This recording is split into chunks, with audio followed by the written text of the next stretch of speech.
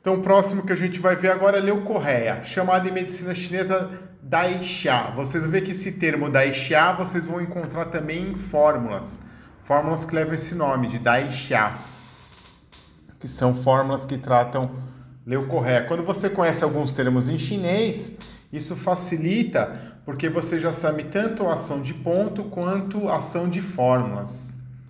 Então vamos lá, leucorreia é o nome que se dá ao corrimento vaginal, que pode ser crônico ou agudo, podendo variar de cor e odor, e também provocar coceira e irritação genital.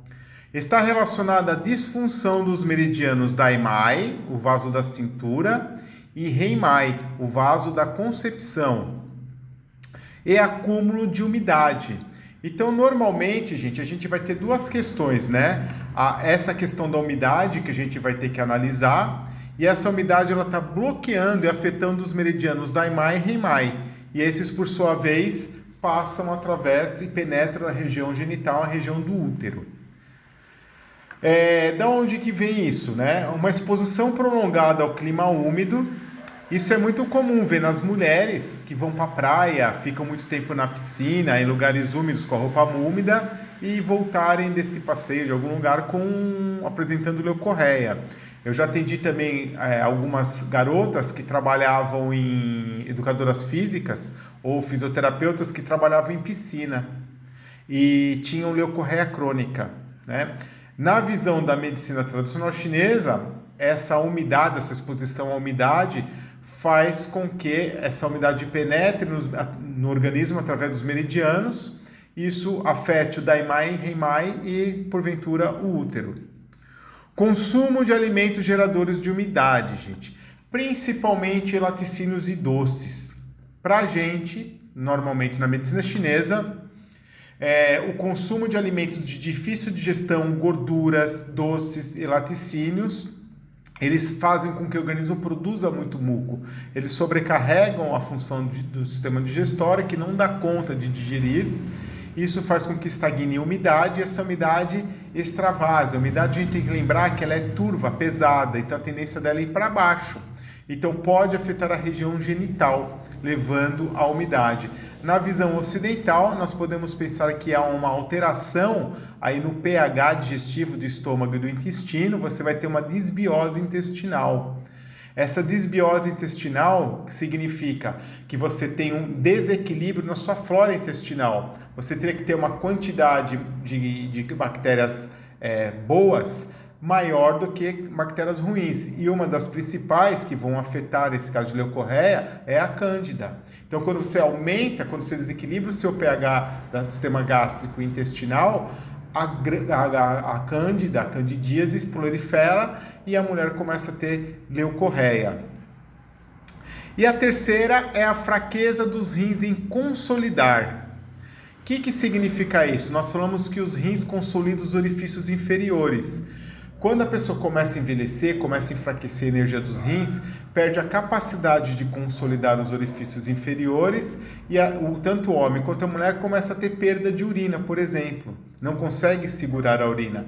Pode começar a ter incontinência fecal e, no caso das mulheres, leucorreia também. Nós falamos que o rim mantém os orifícios inferiores fechados, uretra, ânus e vagina, a energia dos rins.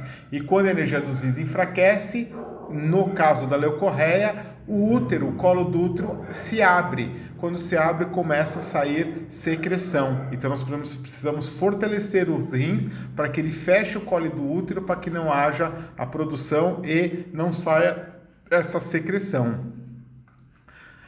Tudo isso pode levar facilmente ao acúmulo de umidade no interior e obstruir os meridianos Daimai e Heimai, causando leucorreia.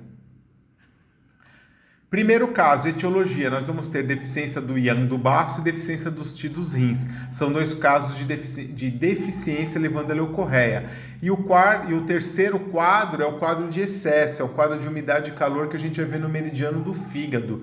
Porque o meridiano do fígado, ele passa pela região genital, né? Ele circunda a região genital. Então, quando o meridiano do fígado está estagnado pelo acúmulo de umidade e calor, isso leva à leucorreia. Então, nós vamos ter dois casos de deficiência e um quadro de excesso. Pela deficiência do yang do baço. Deficiência do yang do baço já é constituição da pessoa, a pessoa nasceu com o baço deficiente.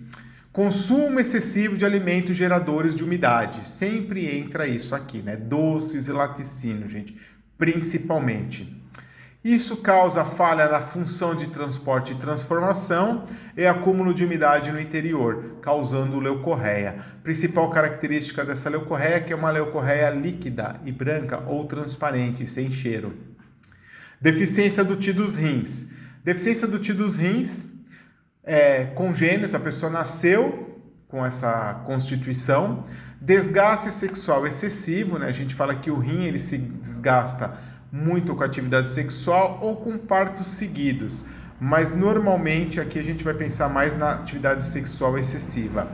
Isso leva à falha dos rins em consolidar os orifícios inferiores e isso faz com que haja abertura do colo do útero e na região da vagina e forme leucorreia que fique saindo. E no caso de umidade e calor, a umidade e calor pode invadir o útero através dos meridianos, principalmente após o parto ou intercurso sexual, causando leucorreia. O que significa isso, gente? O útero, o útero, você vai ter o colo do útero, entre a vagina e o útero, você tem o colo do útero, que ele se mantém fechado.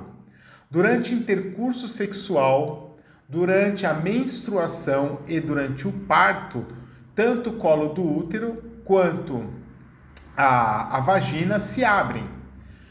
Quando a mulher, nós falamos assim, que a vagina, ela serve como proteção para o útero, porque ela se mantém fechada. O colo do útero é a segunda porta de acesso ao útero, se mantém fechado.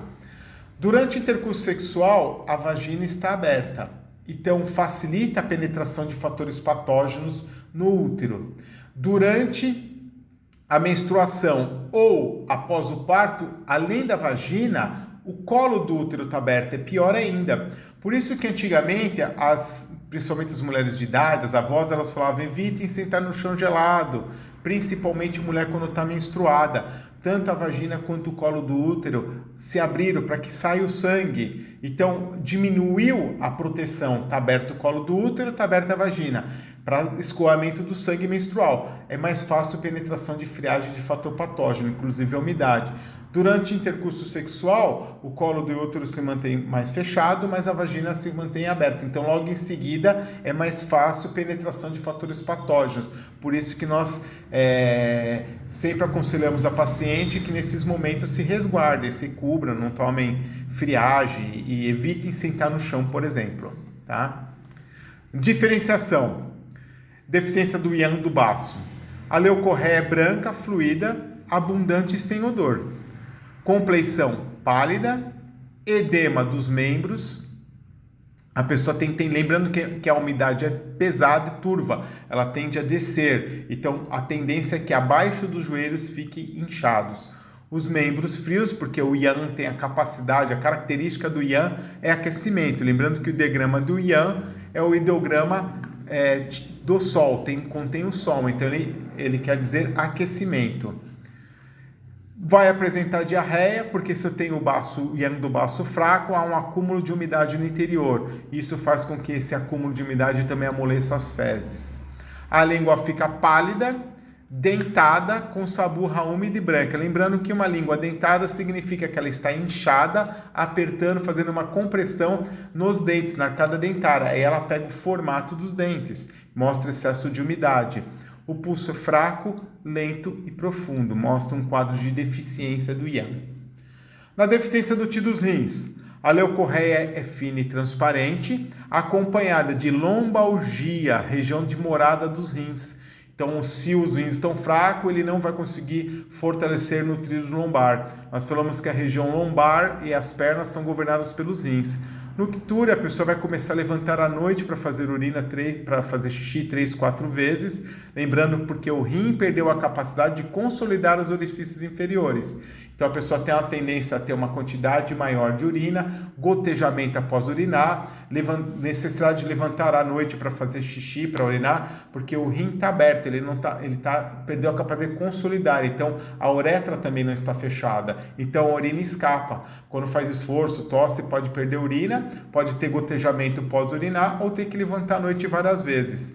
A tendência é que a urina fique pálida, a língua clara com saburra fina branca e o pulso fraco, principalmente nas últimas posições. Nós vamos ter as três posições do pulso, né? A primeira posição, a segunda posição Guan, e a terceira posição Qi, que é a posição pé, ou Qi, que é a posição dos rins. Acúmulo de umidade e calor, leucorreia viscosa, escura, com odor, normalmente essa leucorreia é amarela ou esverdeada, né? Pode ser de candidíase ou triconoma, então normalmente aparece quadros mais graves. Com odor, coceira e irritação vaginal. Apresenta um desconforto abdominal, normalmente a mulher tem um desconforto abdominal, isso mostra pra gente também, gente, muitas vezes uma disbiose intestinal. Então, às vezes é importante você dar uma olhadinha, é importantíssimo você verificar como que está a parte intestinal dela, como que está a parte alimentar, e apalpar abdômen, que vai ver que é bem dolorido. Quando há desbiose intestinal, o abdômen fica inflamado, fica bem dolorido. A tendência é que a urina também fique escura, a língua vermelha inchada, com saburra úmida amarela. Tá? Então a saburra fica já grossa, já amarela. O pulso fica escorregadio e forte.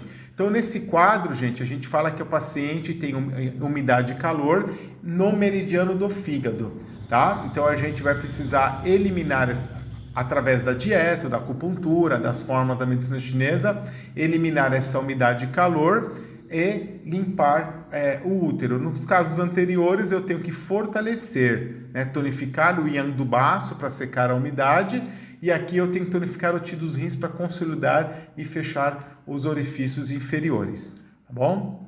Então aí vamos aos tratamentos.